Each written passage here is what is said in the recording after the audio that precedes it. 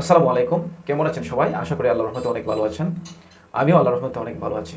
প্রিয় দর্শক, আজকে আপনাদের সম্মুখে একটি গুরুত্বপূর্ণ বিষয় নিয়ে হাজির হয়েছি যে অন্তর্বর্তীকালীন সরকার ডক্টর মোহাম্মদ ইউনূসের সাথে রাষ্ট্রীয় অতিথি ভবন যমুনায় বাংলাদেশের বিভিন্ন রাজনৈতিক দলের নেতারা সেখানে একটি সংলাপ অনুষ্ঠানে অংশগ্রহণ করেন এবং সেখানে তারা প্রধান উপদেষ্টার সাথে কোন কোন বিষয়ে, দেশের কোন কোন বিষয়ে তারা আলোচনা করেছেন, আজকের এই ভিডিওতে আমি সম্পূর্ণ আলোকপাত করব। তো ভিডিওটি অনেক ইন্টারেস্টিং হতে চলেছে। বিশেষ করে আপনারা যারা নতুন, আমার চ্যানেলটিকে লাইক ও সাবস্ক্রাইব করবেন এবং উৎসাহ দেবেন। তো প্রথমে বলবো যে সেখানে অন্তর্বর্তীকালীন সরকারের প্রধান উপদেষ্টা ডক্টর মোহাম্মদ ইউনূসের সাথে কোন কোন দলের নেতারা সেখানে অংশগ্রহণ করেছেন। প্রধান যিনি সেখানে উপস্থিত ছিলেন তিনি হলেন মির্জা ফখরুল ইসলাম। তিনি বিএনপির মহাসচিব, সেখানে তিনি উপস্থিত ছিলেন, এবং জামাত ইসলামের আমির ডক্টর শফিকুর রহমান এবং ইসলামী আন্দোলন এবং হেফাজতে ইসলামের নেতারা সেখানে উপস্থিত ছিলেন, এবং আরও তিনটি জোট সংগঠন সেখানে উপস্থিত ছিলেন। একটা হচ্ছে গণতন্ত্র মঞ্চ, আরেকটা হচ্ছে এবি পার্টি ও গণ অধিকার পরিষদ। এ নিয়ে মোট 6টি দলের নেতা কর্মীরা সেখানে ডক্টর মোহাম্মদ ইউনূসের সাথে সেখানে সংলাপ অনুষ্ঠানে অংশগ্রহণ করেন। তো সেখানে তারা অন্তর্বর্তী সরকারের সাথে কী ব্যাপারে আলোচনা করেছেন এবং দেশের সংস্কারের জন্য তারা কী পরামর্শ দিলেন, আজকের এই ভিডিওতে আমি বিস্তারিত তুলে ধরব। প্রথমত, সেই সংলাপ অনুষ্ঠানটা শুরু হয়েছিল সর্বপ্রথম বিএনপির মহাসচিব মির্জা ফখরুল ইসলামের মাধ্যমে। সেখানে মির্জা ফখরুল ইসলাম আলমগীর তিনি সর্বপ্রথম যে বিষয়টা তিনি প্রাধান্য দিয়েছেন সেটা হচ্ছে নির্বাচন নিয়ে। তিনি বলেন, সর্বপ্রথম দেশের সংস্কারের ক্ষেত্রে নির্বাচনের প্রায়োরিটি দিতে হবে, কারণ তিনি একটি রুট ম্যাপ চেয়েছেন যে হয় নির্বাচন দেন এবং নির্বাচনের সাথে সাথে সংস্কার করতে হবে, সংস্কারের পাশাপাশি নির্বাচন অতি দ্রুত দিতে হবে, সেসব ব্যাপারে তিনি আলোচনা করেছেন।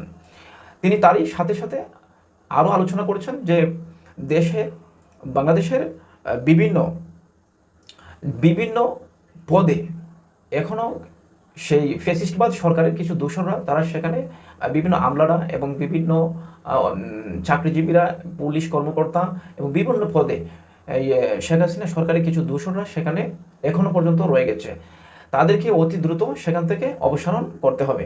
মির্জা ফখরুল ইসলাম আলমগীর তিনি আরও বলেন, তিনি বলেছেন যে দেশের যারা গণহত্যার সাথে জড়িত ছিল সেসব নেতারা, ফ্যাসিস্টবাদ সরকারের নেতারা, তারা কিভাবে দেশ ছেড়ে তারা বিদেশে পালাচ্ছে এবং বিদেশে কিভাবে তারা অবস্থান নিচ্ছেন, তারা কাদের সহযোগিতায় তারা কাদের সহযোগিতায় দেশ থেকে তারা পালিয়ে বিভিন্ন দেশে অবস্থান করতে পারতেছেন, সেসব বিষয়ে একটা উত্থাপন করতে হবে, সেসব বিষয়টা তুলে ধরতে হবে যে তারা কোন সুবিধার্থে, কোন সুযোগ সুবিধায় তারা বাংলাদেশ থেকে তারা বিভিন্ন দেশে অবস্থান নিচ্ছেন, এই ব্যাপারে তিনি আলোচনা করেছেন। তো প্রিয় দর্শক, দ্বিতীয়ত যে জামাতে ইসলামের আমির ডক্টর শফিকুর রহমান সেখানে উপস্থিত ছিলেন এবং তিনি যে বিষয়ে আলোচনা করেছেন অন্তর্বর্তীকালীন সরকারের সাথে, তিনি বলেছেন যে তিনি একটি রুট ম্যাপ চেয়েছেন। সেই রুট ম্যাপটি হচ্ছে যে অন্তর্বর্তী সরকার ডক্টর মোহাম্মদ ইউনূসকে বলেছেন যে তিনি সংস্কার করতে হবে, দেশের সংস্কার করতে হবে এবং নির্বাচনের জন্য প্রস্তুতি নিতে হবে। রোড ম্যাপটা হচ্ছে যে আপনি সংস্কার কাজও করতে থাকেন এবং তাড়াতাড়ি সংস্কার কাজ সারার সাথে সাথে নির্বাচনের জন্য প্রস্তুতি নিতে হবে, নতুবা সংস্কার যদি না হয় তাহলে নির্বাচন দিলে কি হবে? তাহলে ফ্যাসিস্টবাদ সরকারের আমলে যেভাবে নির্বাচন হয়েছিল, যেভাবে নির্বাচন হয়েছিল, মানুষ সঠিকভাবে নির্বাচনে গ্রহণ করতে পারে না এবং সঠিকভাবে তাদের ভোট দিতে পারে না এবং তাদের নিজের চাহিদা অনুযায়ী তাদের পছন্দের দলকে তারা সাপোর্ট করতে পারে নাই, সেসব নির্বাচন দেওয়ার চেয়ে না দেওয়াই ভালো। কিন্তু নির্বাচনের সংস্কার করতে হবে আগে, তারপরে নির্বাচনের ব্যবস্থা করতে হবে। যদি এই মুহূর্তে নির্বাচন দেওয়া হয় তাহলে সেই ফ্যাসিস্টবাদ সরকারের আমলে যেভাবে নির্বাচন ব্যবস্থা ছিল ঠিক একইভাবে এই নির্বাচন ব্যবস্থাটা থাকবে। সেই ক্ষেত্রে ডক্টর মোহাম্মদ শফিকুর রহমান বলেছেন যে আগে সংস্কার কাজ, একটু সময় হলেও সংস্কার কাজ করতে হবে, তারপরে সংস্কার হওয়ার সাথে সাথেই নির্বাচনের ব্যবস্থা করতে হবে। এবং পরবর্তীতে যে হেফাজতে ইসলামের নেতারা তারা বলেছেন যে বিগত ফ্যাসিস্টবাদ সরকারের আমলে তারা অন্যায়ভাবে অনেক আলিম ওলামাদেরকে এবং অনেক মানুষদেরকে তারা অন্যায়ভাবে অসংখ্য মামলায় জর্জরিত করেছেন এবং অতি দ্রুত সেসব মামলা থেকে তাদেরকে খালাস প্রদান করার জন্য তিনি আহ্বান করেন ডক্টর মোহাম্মদ ইউনূসকে এবং বিশেষ করে তিনি আরও বলেছেন যে প্রায় ৩৩০টি মামলার উপরে সেই হেফাজতে ইসলামের বিভিন্ন কর্মীদের উপরে এবং নেতাদের উপরে আরোপ করা হয়েছে এবং সেসব মামলাগুলো অতি তাড়াতাড়ি অপসারণ করার জন্য হেফাজতে ইসলামের আমির তিনি বলেছেন এবং হেফাজতের নেতারা তারা বলেছেন সেখানে। চতুর্থত হচ্ছে যে ইসলামী আন্দোলনের নেতা তিনি বলেছেন যে দেশের মধ্যে একটা যে দ্রব্যমূল্যের দাম থেকে শুরু করে বিভিন্ন জায়গায় এখনো পর্যন্ত সিন্ডিকেট প্রথা চালু আছে এবং সিন্ডিকেটের কারণে দ্রব্যমূল্যে প্রচুর পরিমাণে দাম বেড়ে চলেছে এবং সহিংসতা এখনো পর্যন্ত বিভিন্ন জায়গায় এখনো সহিংসতা বিরাজ করতেছে।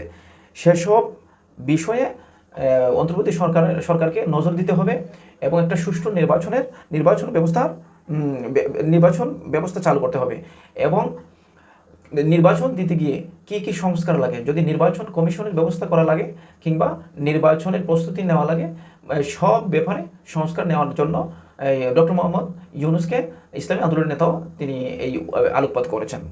তো এছাড়াও এবি পার্টি ও গণ অধিকার পরিষদ এবং আপনার এই গণতন্ত্র মঞ্চের যত নেতা কর্মীগণ ছিলেন তারা এই ব্যাপারে উল্লেখ করেছেন যে দেশের মধ্যে যত দ্রুত সম্ভব বিভিন্ন রাজনৈতিক সামাজিক এবং বিভিন্ন দ্রব্যমূল্য থেকে শুরু করে যত ধরনের সমস্যা আছে সকল সমস্যাগুলো অতি দ্রুত সমাধান করে একটা নির্বাচনের ব্যবস্থা করতে হবে। তো প্রিয় দর্শক, আজকের এই ভিডিওতে এটাই আলোকপাত হলো যে ডক্টর মোহাম্মদ ইউনূসের সাথে যে সংলাপ আলোচনা হয়েছিল সেখানে সবচেয়ে বেশি প্রায়োরিটি পেয়েছিল নির্বাচনের ব্যাপারে। নির্বাচনটা নিয়ে সবাই যাতে অতি দ্রুত নির্বাচন হয় সেসব ব্যাপারে সকল নেতারা এবং সকল দলের নেতৃবর্গরা সেই ব্যাপারে বেশি প্রায়োরিটি দিয়েছেন। তো আজকের এই ভিডিওতে এই পর্যন্ত তথ্যগুলো আপনাদের সম্মুখে উপস্থাপন করলাম। ভিডিওটি ভালো লাগলে লাইক ও কমেন্টস দিয়ে উৎসাহ প্রদান